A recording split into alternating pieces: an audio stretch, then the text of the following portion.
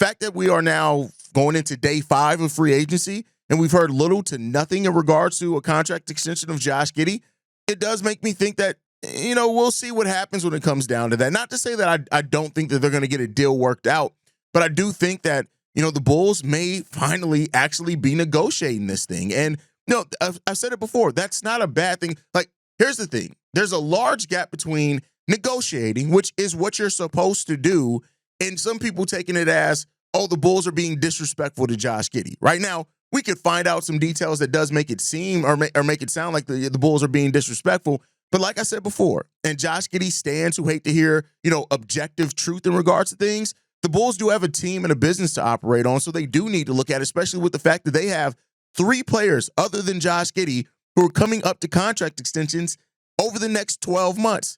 Josh Giddey, Kobe White, Ayo Dosunmu, and even Dalen Terry, even though Dalen shouldn't be a big issue. If they're going to keep Dalen, it should be pretty cheap, right, when it comes down to it. But so you have that. So they also have to think about that. They have to think about how they need to build this team. As it stands right now, this Bulls team is far away from being truly competitive in the East, meaning that even if Josh Giddey and Kobe White both get contract extensions and they look like a backcourt that you can build around, you still need to make some pretty big additions to the team. Eventually, we need to find a new center, whether it's in the draft or acquiring one. You need to continue to fill out your bench depth, and we're going to keep getting more answers on how much quality bench depth that we have, and I think we're going to get more answers on that this year, of course, but you need to think about those things, and so you still need to build a team. So I get it. If Josh Giddey's asking for $30 million, there's going to be a large segment of Josh Giddey stands and some even just Bulls fans like just pay him and give him the money.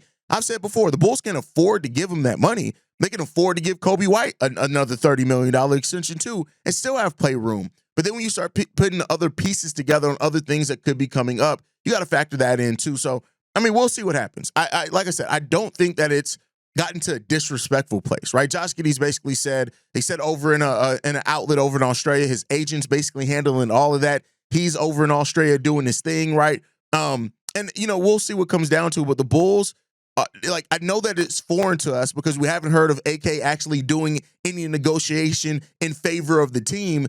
So it seems a little foreign, but if he's doing that, that's what he should be doing as a GM. He should be saying, hey, what's the value here? How can we make this, valuable for both? And where's the truth going to be at? It's usually somewhere in the middle. You're never going to be a good negotiator if you just give players automatically what they want, which is what we've come to hold or to expect AK and Eversley to do because that's what they've done. So we'll see what happens when it comes down to it. I'm not really worried about it right now.